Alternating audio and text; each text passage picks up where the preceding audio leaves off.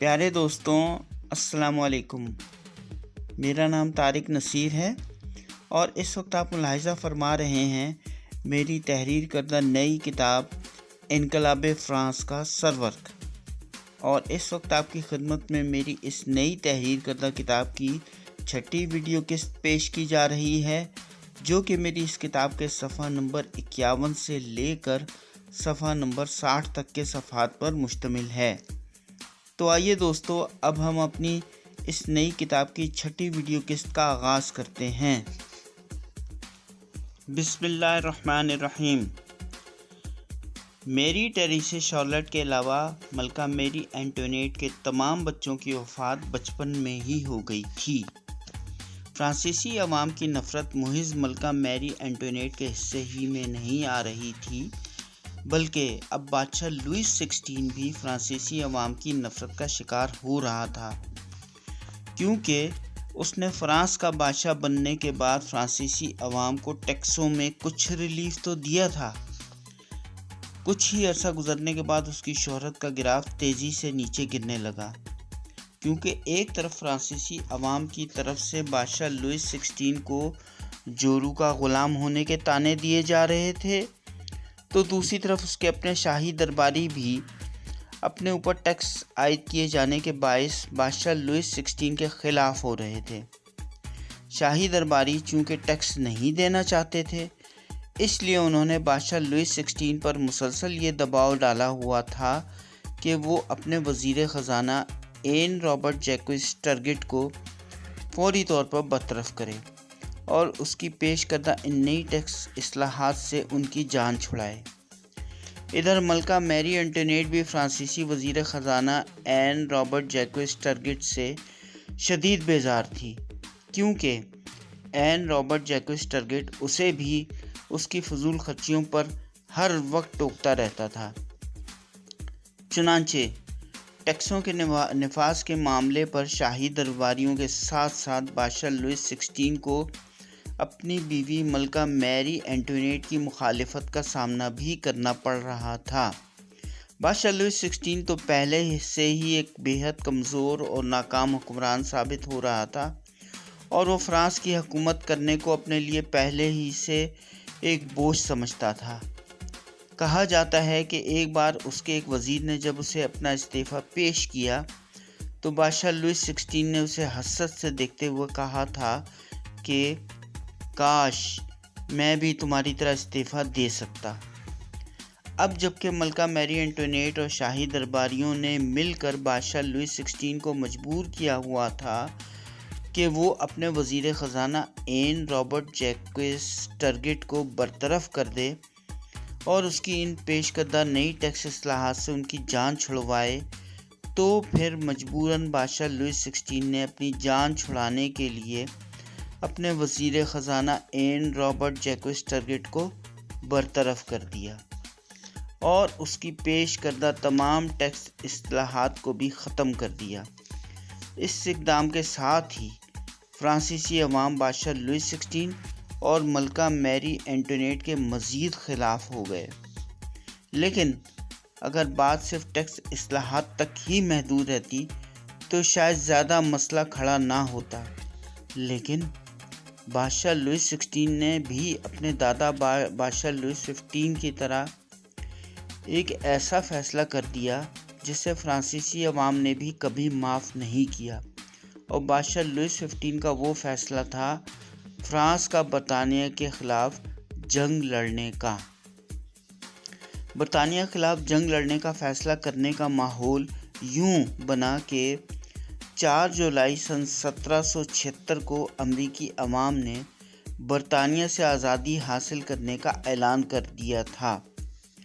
اس امریکی انقلابی جنگ آزادی، جو کہ سن 1775 سے لے کے 1783 تک جاری رہی تھی، میں امریکی فوج نے برطانوی افواج کو شکستیں تو دی تھیں، لیکن ظاہر ہے کہ کسی بھی طاقتور ملک کی حمایت کے بغیر امریکہ کے لیے اپنی آزادی کو حاصل کرنا اتنا آسان نہیں تھا۔ بادشاہ لوئس 16 کے دادا بادشاہ لوئس 15 نے 7 سالہ جنگ میں برطانیہ سے شکست کھائی تھی۔ اس وقت اگرچہ بادشاہ لوئس 16 خود بے حد کم عمر تھا، لیکن وہ اپنے دادا بادشاہ لوئس 16 کی اس جنگ کی ذلت کا احساس کر کے اندر ہی اندر انتقام کی آگ میں جل رہا تھا۔ چنانچہ جب امریکہ و برطانیہ کے درمیان اس امریکی انقلابی جنگ آزادی کا باقاعدہ آغاز ہوا تو بادشاہ لوئس 16 نے سمجھ لیا کہ برطانیہ سے اپنی شکست کا بدلہ لینے اور اس کا حساب برابر کرنے کا یہی بہترین موقع ہے، تو پھر وہ امریکہ کی مدد کے لیے میدان جنگ میں اتر گیا۔ اس امریکی انقلابی جنگ آزادی میں امریکہ نے فرانس کے ساتھ مل کر انگریزوں کو زبردست شکست سے ہمکنار کیا۔ اس جنگ کا اختتام اکتوبر سن 1781 میں اس وقت ہوا جب برطانوی فوجی جنرل لارڈ چارلس کارنوالیس کی 7500 فوجیوں پر مشتمل فوج کو فرانسیسی اور امریکی فوج نے مل کر امریکی ریاست ورجینیا کے ایک ساحلی شہر یارک ٹاؤن میں گھیر لیا، اور فرانسیسی بحریہ اور آرمی نے امریکی فوجیوں کے ساتھ مل کر برطانوی فوج کے فرار کے تمام راستے مسدود کر دیے۔ برطانوی فوج کی سپلائی لائن کاٹ دی، جس کی وجہ سے بالآخر 29 اکتوبر سن 1781 کو برطانوی جنرل لارڈ کارنوالیس نے امریکی انقلابی جنگ آزادی کے ہیرو جارج واشنگٹن کے سامنے ہتھیار ڈال دیے۔ یارک ٹاؤن میں برطانیہ کی اس شکست کے بعد امریکہ برطانیہ سے آزاد ہو گیا، اور اس طرح سے فرانس نے بھی برطانیہ سے 7 سالہ جنگ میں اپنی شکست کا بدلہ لے لیا۔ اس امریکی انقلابی جنگ آزادی کی ایک اور خصوصیت یہ بھی تھی کہ اس جنگ کے شروع ہونے کے بعد بادشاہ لوئس 16 اور ملکہ میری انٹوینیٹ کے تعلقات بھی کچھ بہتر ہو گئے تھے، اور ملکہ میری انٹوینیٹ نے شاہی درباریوں کی ہر محفل اور وارسائی کے شاہی محل میں منعقد ہونے والی تمام شاہی تقریبات میں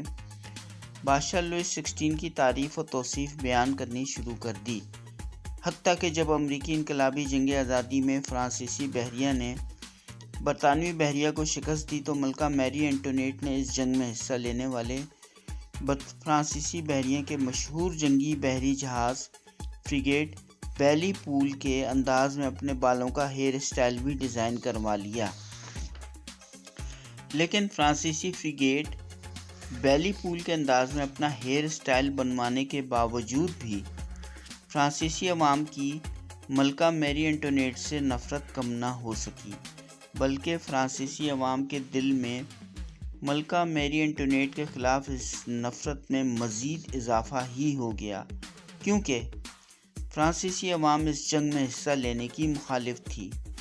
اور وہ اس جنگ میں حصہ نہیں لینا چاہتی تھی، اور ملکہ میری انٹوینیٹ کی طرف سے امریکی انقلابی جنگ آزادی کی حمایت کرنے سے فرانسیسی عوام کو یہی محسوس ہوا کہ یہ جنگ بھی ملکہ میری انٹوینیٹ نے ہی شروع کروائی ہے۔ حتیٰ کہ جب فرانس نے یہ امریکی انقلابی جنگ جیت لی تب بھی فرانسیسی عوام کو اس جنگ کے جیتنے کی کوئی بھی خوشی محسوس نہیں ہوئی، کیونکہ اس جنگ کے جیتنے سے عام فرانسیسی عوام کو کوئی فائدہ حاصل نہیں ہوا، کیونکہ فرانس نے برطانیہ کے ساتھ 7 سالہ جنگ میں جو قدرتی وسائل سے بھرپور اور مالا مال علاقے کھوئے تھے وہ اسے واپس نہیں مل سکے تھے، لیکن فرانس کو صرف ویسٹ انڈیز میں ٹرینیڈاڈ اور ٹوباکو کا جزیرہ اور افریقہ میں سینیگال کا علاقہ ہی واپس ملا تھا۔ دوسرا نقصان اس جنگ سے یہ بھی ہوا تھا کہ جنگی اخراجات کی وجہ سے فرانس کا قومی شاہی خزانہ اب بالکل ہی خالی ہو کر رہ گیا تھا۔ کہا جاتا ہے کہ اس امریکی انقلابی جنگ آزادی میں فرانس کے جتنے پیسے خرچ ہوئے تھے اس سے 70 لاکھ غریب فرانسیسی شہریوں کو 1 سال تک مفت کھانا کھلایا جا سکتا تھا۔ بادشاہ لوئس 16 کے ذاتی انتقام کی قیمت بیچاری غریب فرانسیسی عوام کو ادا کرنی پڑی تھی۔ چنانچہ امریکہ کی انقلابی جنگ آزادی فرانسیسی عوام کے ذہنوں میں ایک بڑا انقلاب لے آئی، اور انہیں یقین ہو گیا کہ اگر انہیں ان بھاری بھرکم ٹیکسوں کے نفاذ سے آزادی چاہیے تو پھر انہیں وفاقی پارلیمنٹ میں اپنی زیادہ سے زیادہ نمائندگی حاصل کرنی ہوگی، تب ہی کہیں جا کر فرانسیسی قوم بھی امریکی قوم کی طرح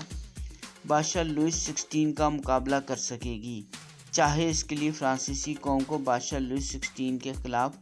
ہتھیار ہی کیوں نہ اٹھانے پڑیں۔ فرانسیسی عوام کی اس باغیانہ سوچ کا پہلا عملی مظاہرہ اس وقت دیکھنے میں آیا جب بادشاہ لوئس 16 نے اس امریکی انقلابی جنگ آزادی کے جیتنے کے بعد فرانس کا قومی شاہی خزانہ بھرنے کے لیے نئے ٹیکس لگانے کا اعلان کر دیا۔ فرانسیسی عوام نے بادشاہ لوئس 16 کی ان نئی ٹیکس اصلاحات کی مخالفت اس طرح سے کی کہ فرانس کے ہر صوبے کی صوبائی اسمبلی نے بادشاہ لوئس 16 کا یہ ٹیکس آرڈر پاس کرنے سے انکار کر دیا۔ یوں فرانس کی تاریخ میں پہلی بار فرانسیسی عوام نے بادشاہ کا کوئی اختیار چیلنج کر دیا۔ اس شاندار کامیابی کے بعد فرانس کی صوبائی اسمبلیوں کے اراکین کے درمیان اب یہ مشاورت بھی شروع ہو گئی تھی کہ فرانس کا نیا آئین تیار کیا جائے جس میں بادشاہ کے بجائے پارلیمنٹ کو زیادہ طاقتور ادارہ بنایا جائے۔ اس امریکی انقلابی جنگ آزادی کی کامیابی سے فرانسیسی عوام کو بھی اپنے ملک میں ایک بہت بڑا انقلاب لانے کا حوصلہ تو مل گیا تھا، مگر انہیں اپنی اس نئی ریاست کے قیام میں عوام کی حیثیت، پارلیمنٹ اور انسانی حقوق کی بالادستی سے متعلق امریکی انقلاب جنگ آزادی سے بھی زیادہ ایک واضح نظریے کی ضرورت تھی، اور وہ اس نظریے کے حصول کے لیے انقلاب فرانس کے بعد ایک بوڑھی بھکارن کے بے حد شکر گزار ہوئے تھے۔ یہ بھکارن بھلا کون تھی؟ کہتے ہیں کہ انقلاب فرانس کے بعد ایک بوڑھی خاتون ایک مجمع میں بھیک مانگ رہی تھی، تو ایک شخص نے اس بوڑھی خاتون کو پہچانتے ہوئے چلا کر اچانک کہا، ارے یہ تو ہمارے محسن روسو کی بیوی ہے، آؤ ان کی مدد کریں۔ عظیم فرانسیسی فلاسفر جان جیکوس روسو کی بیوی ان خاتون کا نام میری ٹریسے لیواسیور تھا، اور پھر سارا مجمع بوڑھی خاتون کے ارد گرد جمع ہونا شروع ہو گیا، اور فرانسیسی عوام اپنے محسن جان جیکوس روسو کی بیوی میری ٹریسے لیواسیور کو پیسے بھی دینے لگے اور ان کا شکریہ بھی ادا کرنے لگے۔ میری ٹریسے لیواسیور کے شوہر جان جیکوس روسو، جو انقلاب فرانس سے 11 سال قبل سن 1778 میں وفات پا گئے تھے، اور انہی کا فلسفہ ہی اس انقلاب فرانس کا سبب بنا تھا۔ جان جیکوس روسو اس دور میں یورپ میں آنے والے نئے علم و دانش اور دلیل کے دور کے فلسفے کے بڑے فرانسیسی فلسفیوں میں شامل تھے۔ ویسے تو دیگر فرانسیسی فلسفیوں جیسے مونٹسکیو اور وولٹیئر جیسے فلسفیوں نے بھی یورپ میں آنے والے علم، دانش اور دلیل کے اس دور میں اپنا بہت نام پیدا کیا تھا، لیکن تمام مورخین کی رائے اس بات پر متفق ہے کہ انقلاب فرانس کی سب سے بڑی وجہ روسو کا فلسفہ ہی تھا۔ روسو کی سب سے اہم اور مشہور کتاب، جس کا نام سوشل کانٹریکٹ ہے، جسے ہم اردو زبان میں عمرانی معاہدہ بھی کہہ سکتے ہیں، اس کتاب میں روسو نے ریاست، حکومت اور قوم اور معاشرے کا ایک بالکل نیا اور منفرد نظریہ پیش کیا تھا۔ اس کتاب کے سب سے اہم نکات، جنہوں نے اس دور کے سارے فرانس میں تہلکہ مچا دیا تھا، ان کی تفصیل درج ذیل ہے۔ نمبر 1، ملک کا ہر شہری اس کا حکمران ہوتا ہے، اور ملک کسی بادشاہ، امیر طبقے یا مذہبی طبقے کی ملکیت نہیں ہوتا، بلکہ سارے عوام ہی اس کے مالک ہوتے ہیں۔ جاری ہے۔